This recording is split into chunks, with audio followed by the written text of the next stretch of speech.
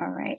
Good morning, everyone. My name is Heather Paul. I am I don't know, what do I do? I am our distance education coordinator, but I also work with Amanda Tainter in instructional design. About half of my time is split, right? So half DE, half ID. I'm also an English instructor here on campus. I think I know everyone. I don't know why I'm doing this. It's fine. Please interrupt me along the way if you see something, if you have a question. Maybe Lori can keep an eye on my chat for me because I won't be able to see it. I don't have a formal presentation for you. Instead, I thought that we could look at the rubric that we use that was approved in the spring as part of our distance education plan to approve instructors to teach online, go through some of the criteria on that, and then take a walk through some example classes that our faculty colleagues have been generous enough to give me permission to share with you. Okay, so, and I'm on this little tiny screen, so we're super spoiled with gigantic or double screens. It's fine, whatever. Oh, sadness. Anybody else have trouble opening the Adobe file by chance? You had to log in with your email and then it opened. Got it. So if you had trouble the first time, give that a try and see if it works. Okay, so what I've given you all is a PDF version of this. This is our Excel sheet that we use. So if you submit for recertification, I'm not going to go through that whole process today, but if you're interested on how that works, then send me an email and I can walk you through that. But if you submit for recertification, then this is what we use.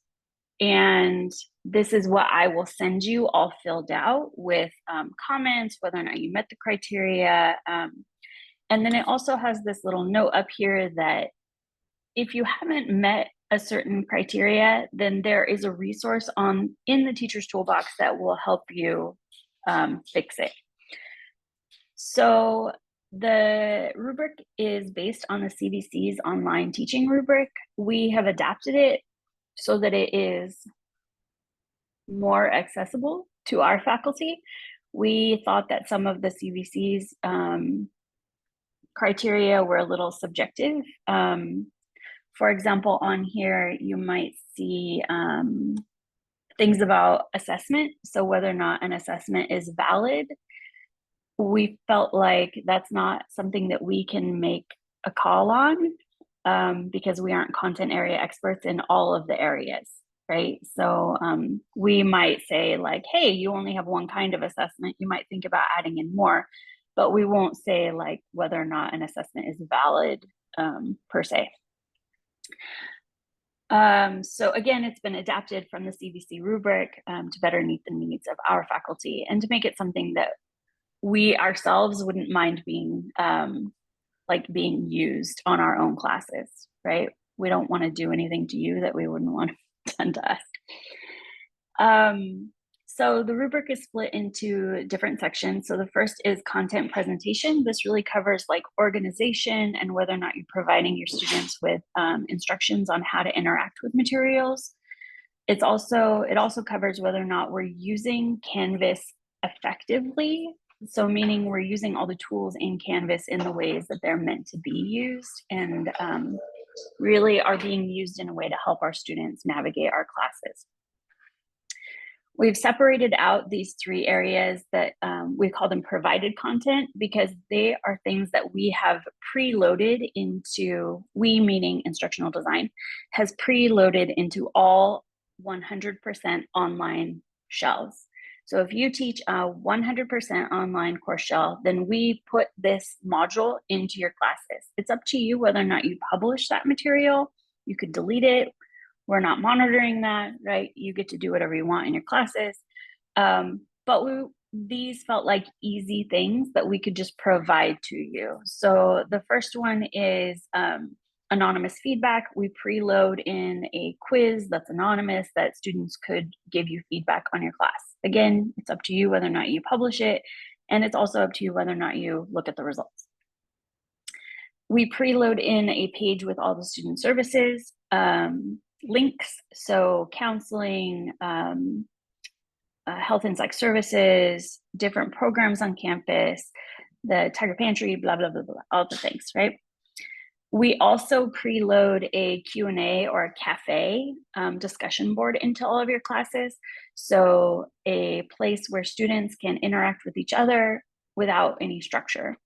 So they can ask each other questions, can have conversations about course content or about things happening on campus. You as the faculty instructor don't have to go in and check on that. It's really just a place for them to communicate with each other. So those three things, if you have that module in your class, then you've already met that criterion. There's also a section in here on interaction. This covers the RSI. So if you attended Amanda's session earlier, she went in depth on RSI. If you didn't get to attend that, Lori has the recording, so I'm sure that it'll appear on the internet like magic. So you can check that out. The assessment section is on here. Really the things that we focus a lot on when we review classes are frequency. So we are required to have so many grades that we assign, right? When we submit our classes. So we want to make sure that there is more than one assessment present in a class. We look to see if you have provided your students with an explanation of what success looks like on an assessment. So is there a rubric? I personally hate rubrics. So is there a scoring guide? This is what I'm looking for. This is how many points or whatever is assigned for that particular thing. So I teach English. So is MLA present correctly, right? Great. This is how many points you would get for that, etc.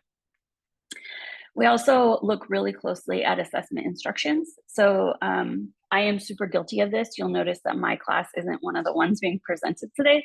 I'm getting better at this, but really clear instructions on how a student should complete an assessment and how they complete it. So sometimes we say something like, upload a video of yourself explaining this chapter, right? But we don't give instructions on how to upload a video. We think like, oh, they just know, right? But they don't just know, just like we don't just know. So all of those things are in there. And then we also look really closely for a feedback plan.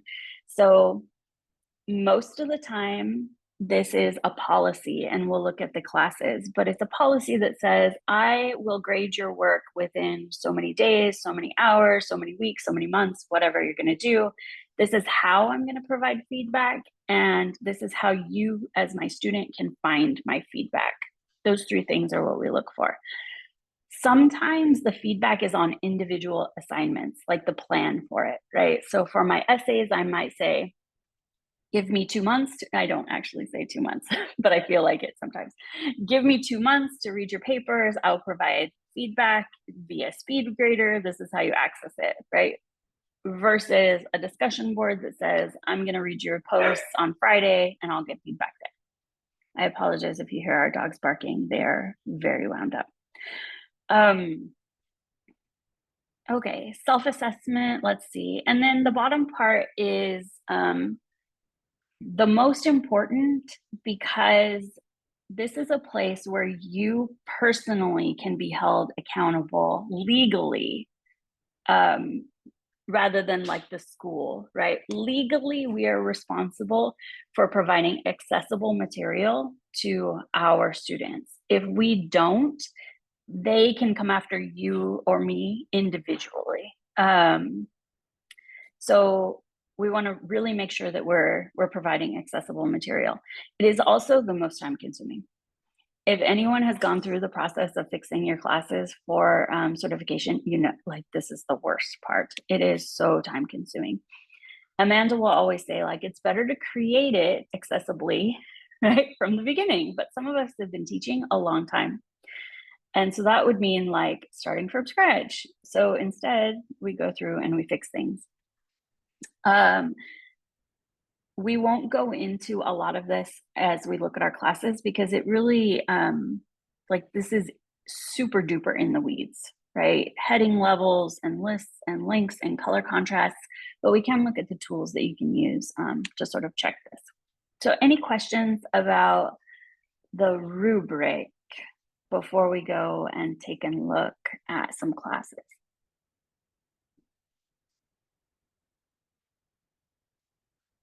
No, it was super clear and you love it. It's the best thing ever. Yeah. Lori thinks so.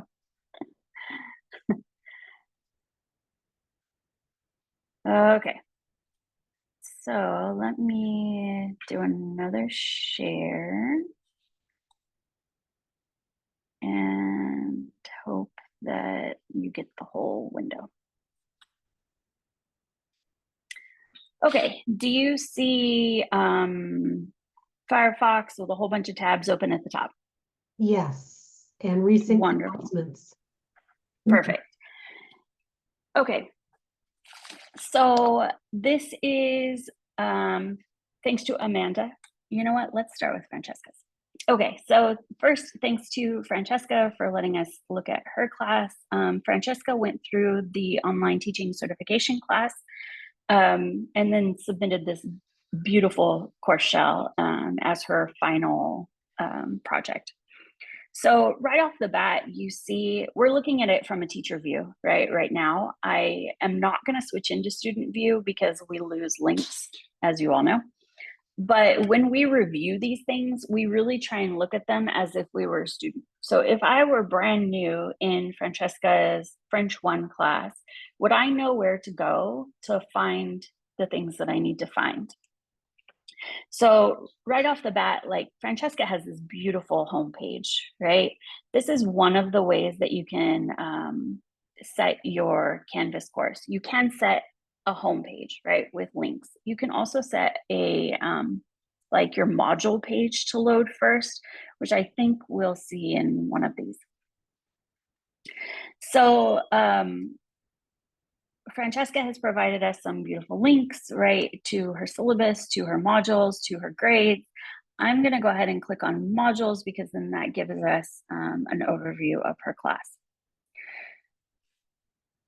So I don't know why you keep scrolling.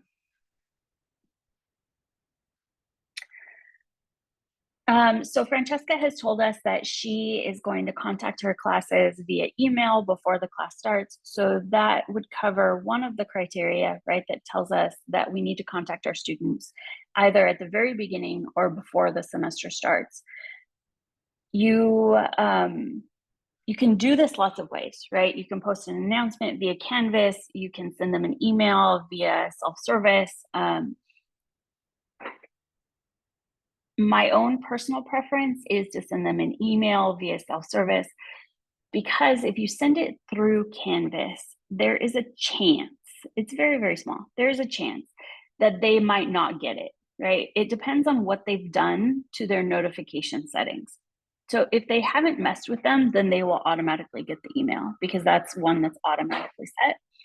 But if they've turned it off, right, then they might not get that email. So I personally like to use email through self-service to send that first announcement that then tells them like, this is how you access my class, blah, blah, blah, blah, blah. Francesca has this first module that says start here, which is a great way to help your students navigate your class. She also has these overview pages. So one of the criteria in our rubric is that we provide a unit or a module overview that goes over what that group is gonna, what am I trying to say? A page, right, in a unit or module that covers what that unit or module is going over, right? And it also gives measurable outcome objectives, right? So down here, she has these that a student should be able to do by the end of that unit or module. I want to use the same term, right? So for me, I use modules and I call them modules. Some of you might use a module but call it weeks, right? Some of us might use the assignment page and separate them into different units of study. So whatever you call it, right, it doesn't matter. What the rubric will tell you is that you need to have your class content separated into distinct units of study, right? So for Francesca, she uses modules, and I'm pretty sure she separates them into weeks, okay? I do the same thing. I separate my units into weeks. I think one of our examples today is going to show you that they separate them into like units of study, right? So that unit might cover multiple weeks, but it is a distinct unit of study. Does that make sense? I hope so. Okay, great. So part of that unit of study is this overview page that has your measurable objectives. So frequently in my brain, I think, who reads those things, right? When I was a student, I never looked at those overview pages, right? Like it seems like a waste. But according to the rubric, it has to be there. And like the research that supports that says that it can lessen a student's cognitive load, right? If you front load that information and say, this is all the stuff that you're going to learn this week, right? So if a student does read it, in theory, it should help them. I know that wasn't a great selling point for that, but that's okay. Okay, some other things that Francesca has done in her course here that will help students navigate. She has these headings set. Okay, so I can't click on these things. These are course headings within the module. What they're doing for her students, though, is just like in a long text, they're separating out the information into distinct areas that can help her students navigate the course more clearly and understand like what belongs underneath what, right, in the hierarchy of information. So, hang on 5 seconds, let me yell at our dogs.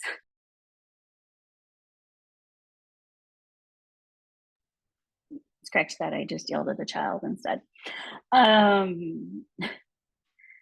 right, so what I really appreciate about Francesca's module setup here is that she has this due this week section. So students are really clear about the learning materials, right? Here's all the stuff, but then here are the things that I have to do this week in order to complete it, okay? The other reason that I wanted to show you Francesca's is that Francesca uses an OER book for her classes, and it's through, I want to say LibreText, but that could really be a lie. MindTap maybe. So even though Francesca uses this outside software, she has embedded the stuff within Canvas so that a student doesn't have to leave Canvas in order to access the materials, which is amazing, right? The less that we direct a student outside of Canvas, the better.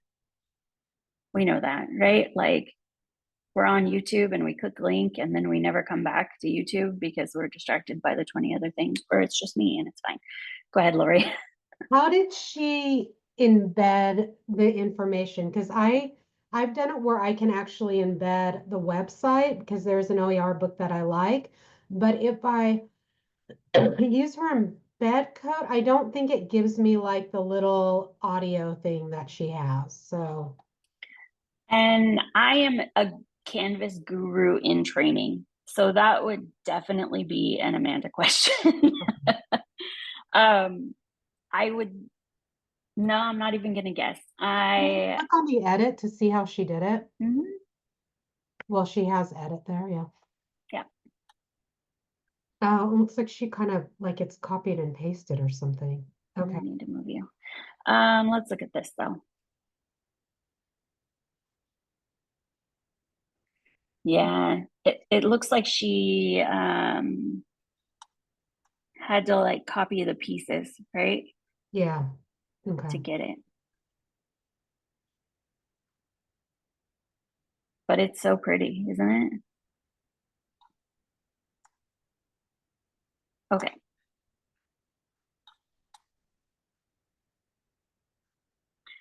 What else did I want to show you on Francesca's? No, let's switch to another one. There's a question, when the online book gets updated, would you have to go through and copy and paste it again into your Canvas page? As far as I know, yes. Because I am 99% sure that if you would need a new embed code, right? When content changes, it's not a live sort of feed that happens. Yeah, unfortunately. Okay, so let's look at Julie's. Thanks again to Julie for letting us use her class. If you have taken the online teaching class, then you know that we use Julie's as one of the exemplary classes to look at, to steal ideas, to borrow ideas from. Yeah.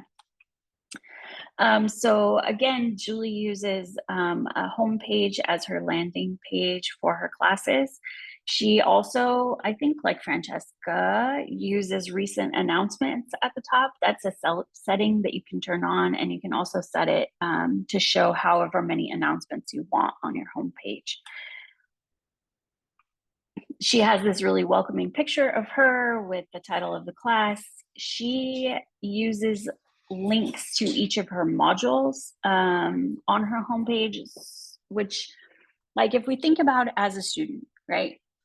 If I am opening Julie's class, like every day, right? I'm that student, I'm going to class every day to look and see what Professor Kehoe is doing in her class. And it always opens on this page. I am going to get irritated if every day I have to click from the homepage and then click over here into modules and then find the module that I want, right? That feels like too many clicks to me. Maybe I'm lazy, it's fine. So instead of making me click and scroll and click, Julie has given me links to all of her modules, right? So if I'm like, oh, I'm on unit 6, I just have to click there and it takes me straight there. And all she's done is created a button, right? And then made it a link. So Julie also has these Unit 6 overviews. In order to foster discussion in her online classes, Julie has put in a discussion board for every module so that a student, she's sort of directing that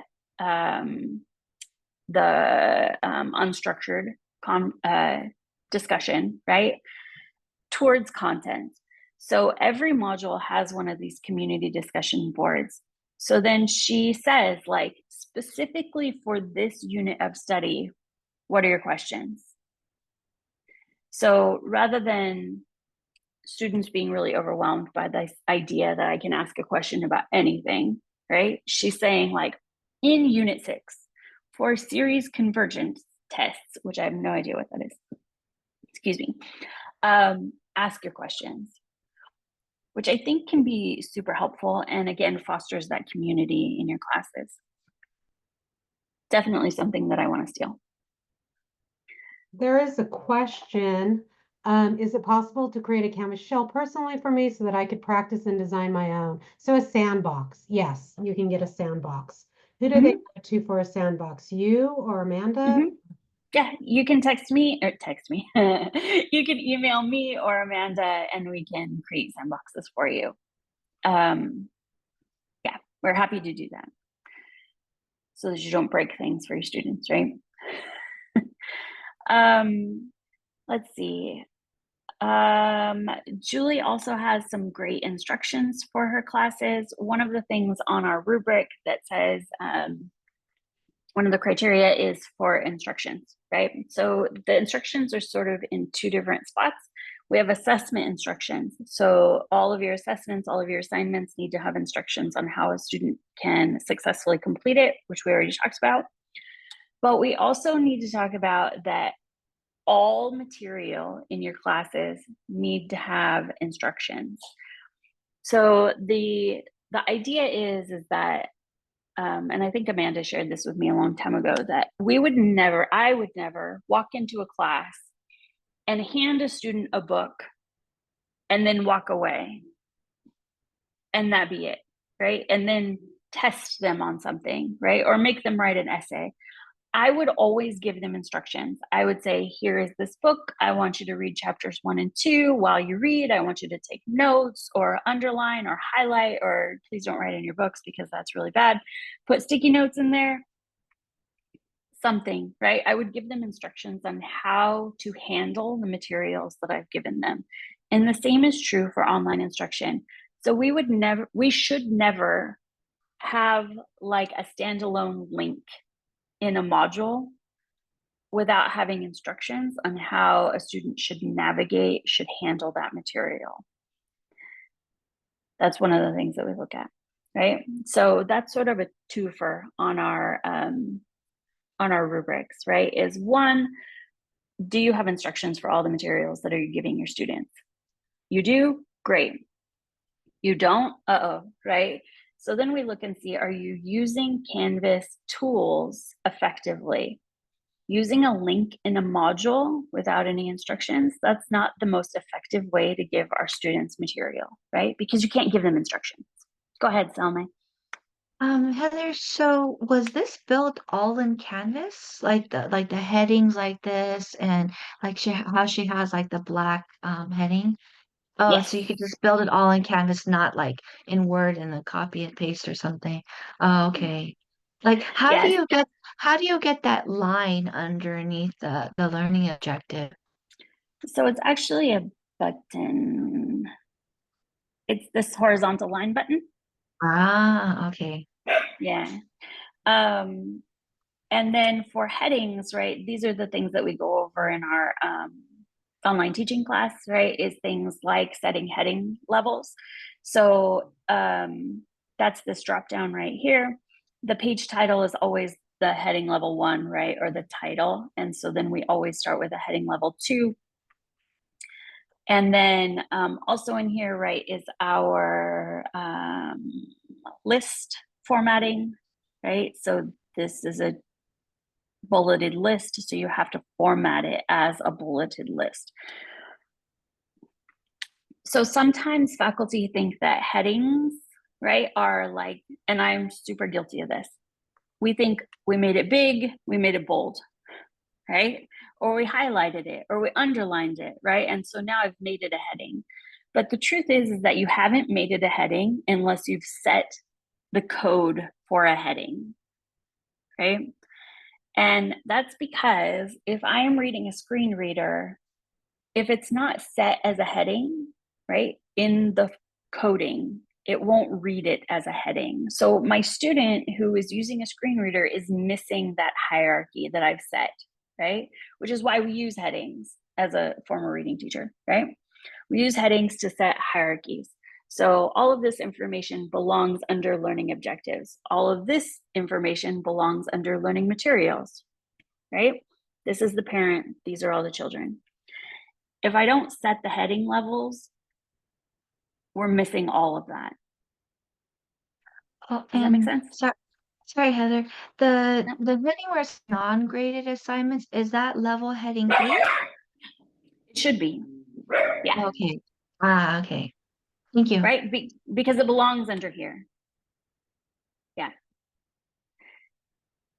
Other questions on here? Was that her course or her overview for that module?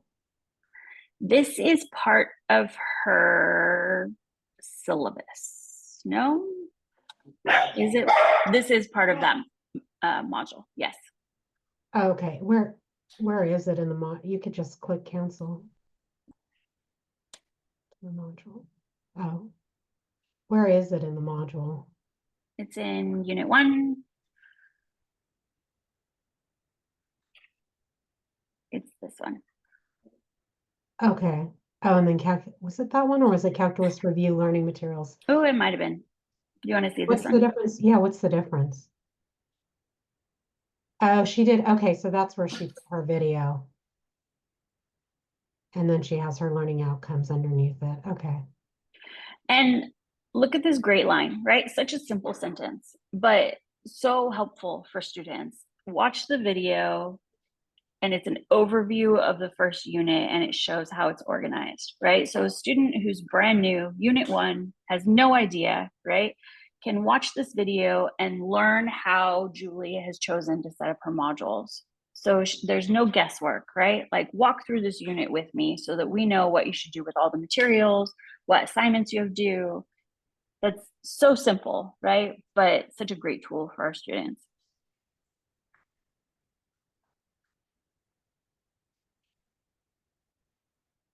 Okay, I think that was it on Julie's. Oh, and Heather, so Yeah, that community discussion board that she uses, and you said she puts it into each module. She just puts it at the very top she of her does. Yeah. module. Hmm. Okay. So And we don't have go ahead. oh we don't have to start with the overview page of that module as the first page.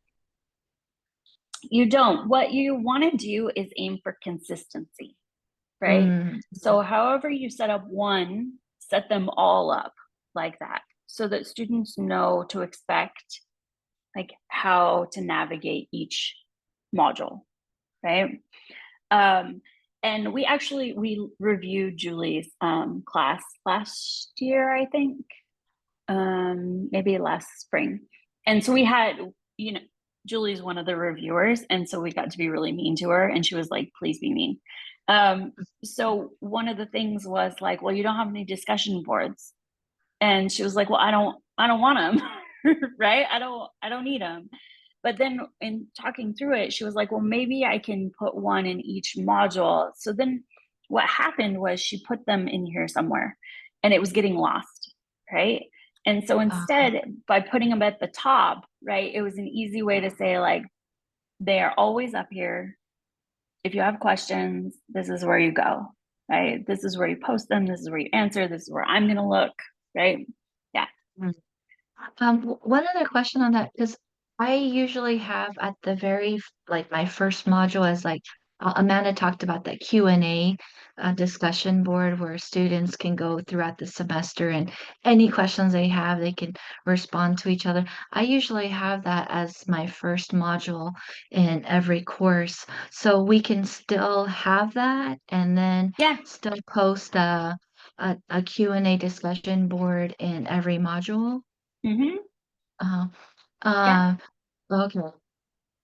I think that as long as you are clear in the expectations or the use, right, for each one. So Julie does still have the community discussion board up here just for the whole semester, right? And then she has very specific ones for each of the units of study. The key will be, right, to be very clear in when a student should use which and whether or not there's any participation expectations, right? Which is on the rubric, right? Are you clear in how often a student should participate in your class's discussions? And sorry, what one other last question about that. I think some students might ask, well, teacher, why are you having this general community discussion board when you're having, more specific unit-based discussion boards? What would be a good response to something like that? Um, I think it depends on what your expectations are, right? So for me, Julie has the same sort of prompt, right, for this one as she has in each of her modules. For me, I would probably use them differently. So for my first one, my welcome module discussion board, I would say something like, share questions you have about college, share questions that you have about services, share, like, really general, right? Think big. What do you need help with on campus? And then for each of my units, then I would say, oh my goodness, it's that day, right? It's always on flex day that something crazy happens in our house. Um, for each of my units of module, or units of study, I would say something more specific, right? Like, this module is all about thesis statements. Do you have questions? Like, ask them here, help each other out. And there would be 0 points attached, right? It's just help each other if you can, or I'm going to check these maybe once a week.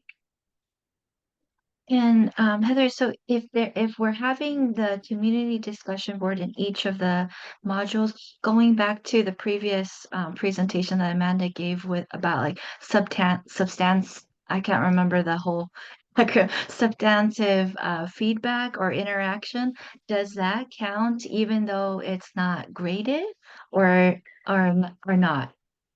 Okay, so it counts for student to student for sure, right? Which is Oh, not okay. a Title V requirement. It's a California. Wait, maybe I think I'm mixing those up. It's a Title V, but not a federal. I don't know.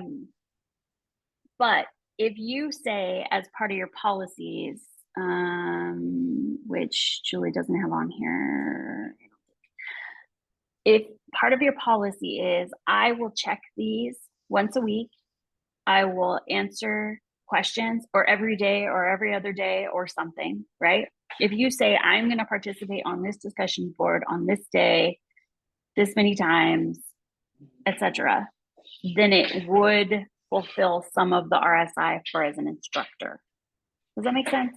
Part of the regular substantive interaction. Yes, because you have a regular plan, right? I will always answer on Fridays, and it's content driven, right? They should ask questions about content. I'm going to provide feedback based on the content.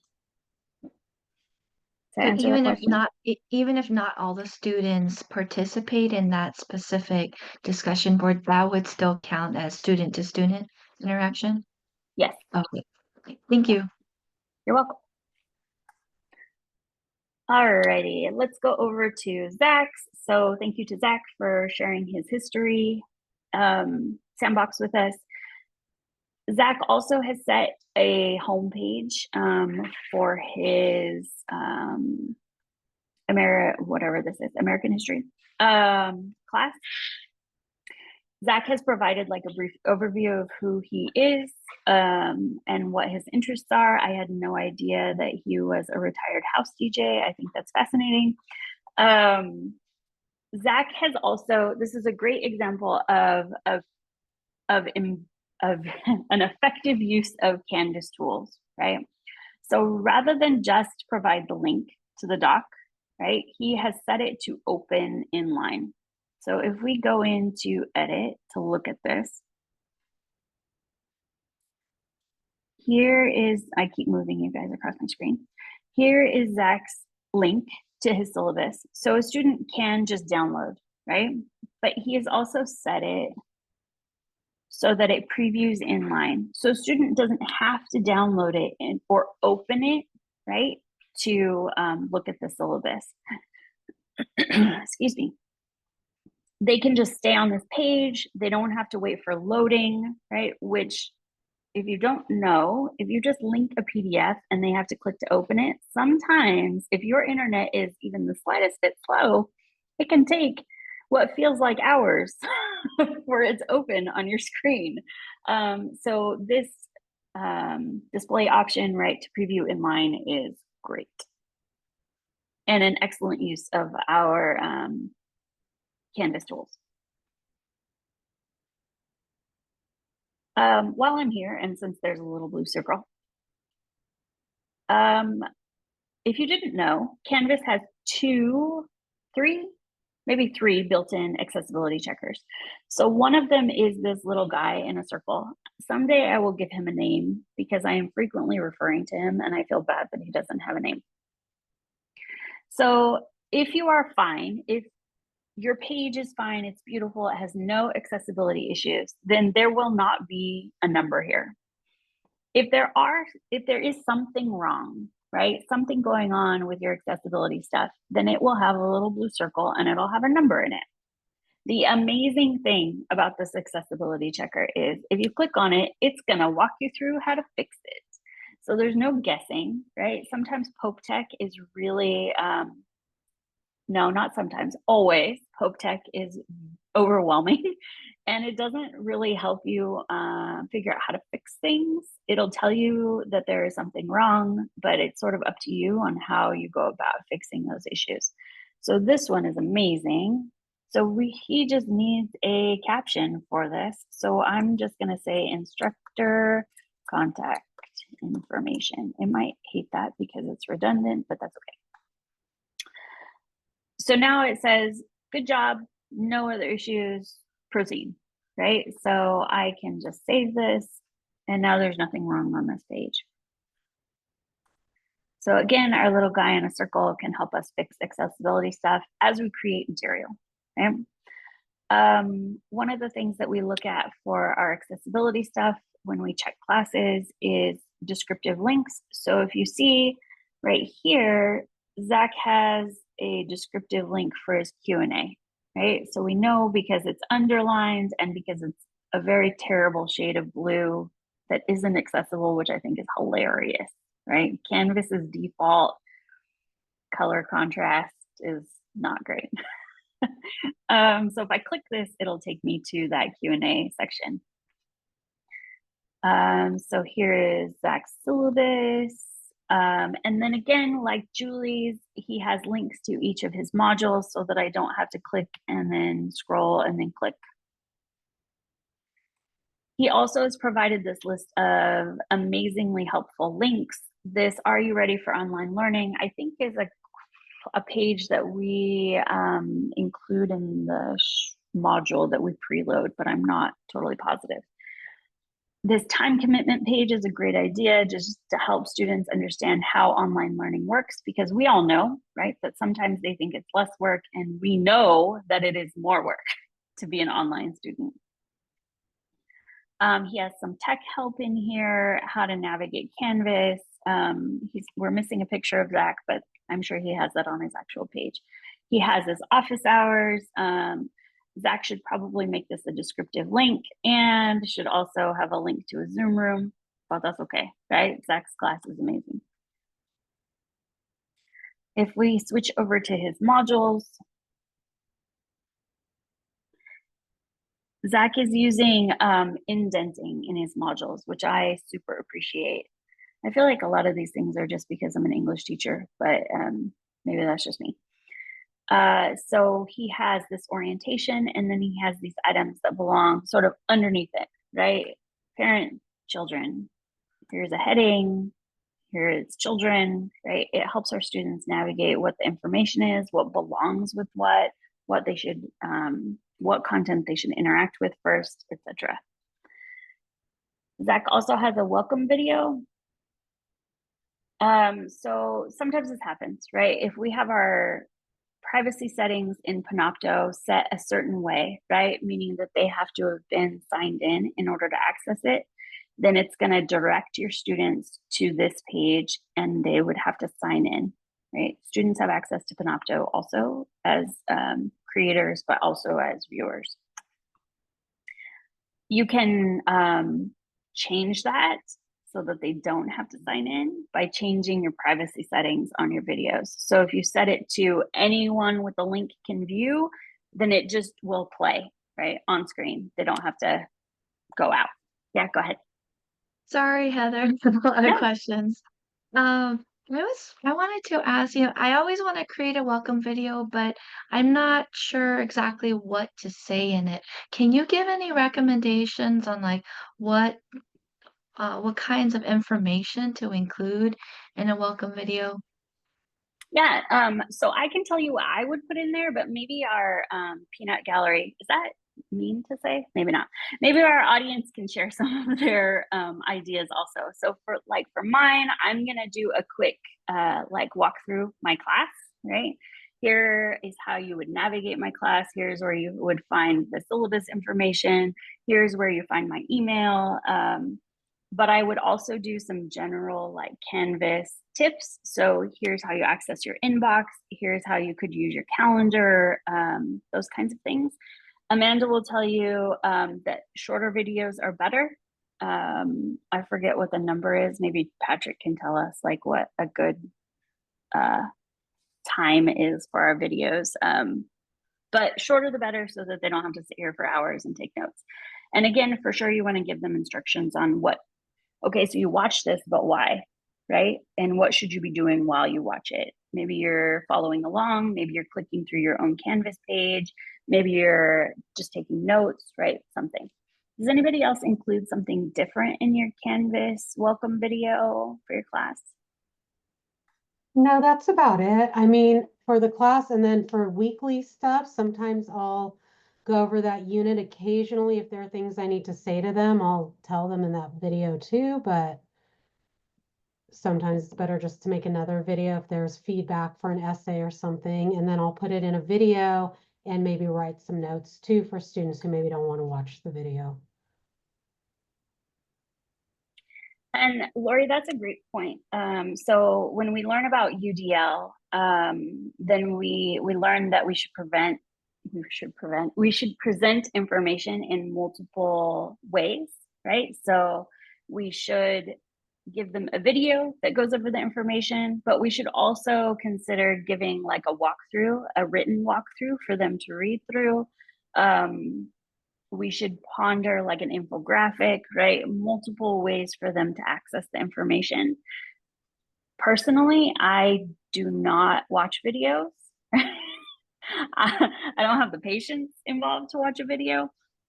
So I really appreciate if an instructor will also give me like a checklist, right, for me to work through, or say like, I'm going to lecture on chapter 1. So if you just want to read chapter 1, then I'm going to do that instead, right? So yeah, multiple ways.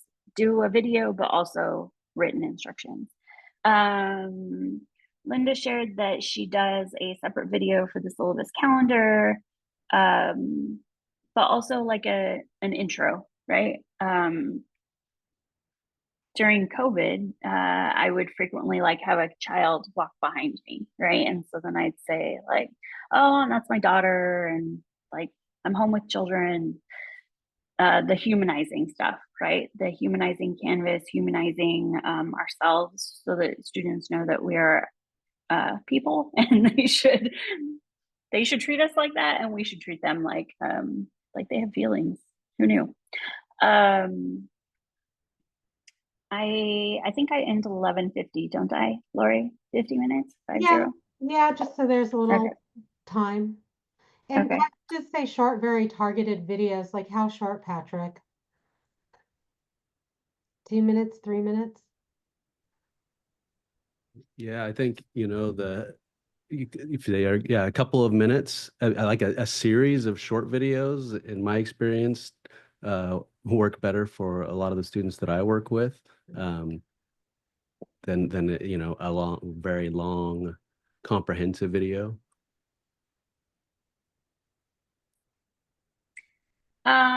Any other questions? I'm gonna stop sharing just in case you want to see something really specific. Go ahead. Just one quick question. You said you talked about how you preloaded content into the Canvas courses. I've inherited different Canvas courses when my first semester, so I don't think I had the preloaded content. Is there any way that we can access, you talked about 3 preloaded areas, like pages. Is there any way that you can send us that, or like, I don't know, or we can access those 3 preloaded that content? So what it should look like is, let me think about what it's Yeah, I called. didn't see the preloaded content in the Canvas courses I inherited. So it would have been in fall semester. There should have, oh wait, there it was. There's a module that's called Readly College Student Support. Let me show you what it looks like. And in your fall shells, it would have been way down at the bottom if you imported content, right? Is there any way for So you to like send it, or we can access it somehow, that module? That would be yeah, nice. Send me an email and I will send it to you. I'm trying to think if it's in the teacher's toolbox. It might be in the teacher's toolbox already, so then you can copy it into your own classes, which I How discovered do we how not do we access the teacher toolbox?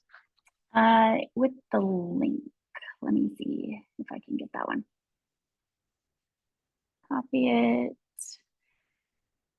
And this is the teacher's toolbox.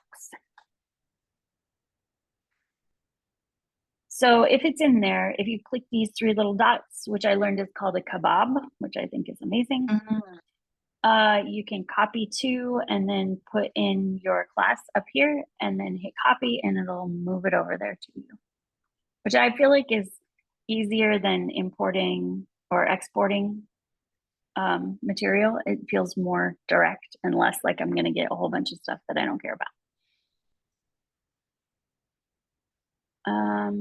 Other questions? If we copy a course over, all settings, yes. If you copy, wait, no, yes. Yes, if you import an entire class, it will overwrite anything that's in there. Yes.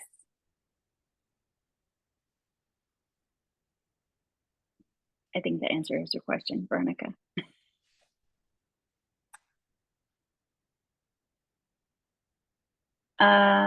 Other questions for me? Again, if you want to do, if you're interested in the CLA 307, which is our online teaching class, or submitting a class for review, send me an email and I can walk you through that process.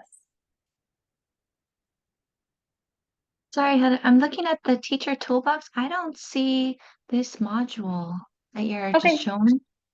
Just send me an email and I will send it to you. Okay, thank you. You're welcome.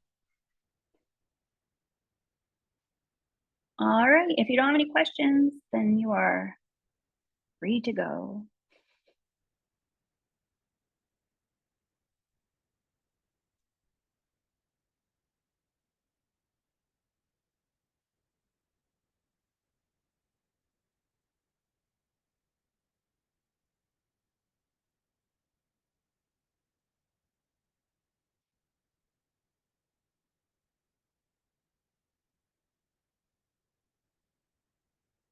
Jim, Josephina, do you have questions? You're just hanging out with me. I was just hanging out. Sorry about that. No, you're fine. Thank you. Bye. Yeah, see ya.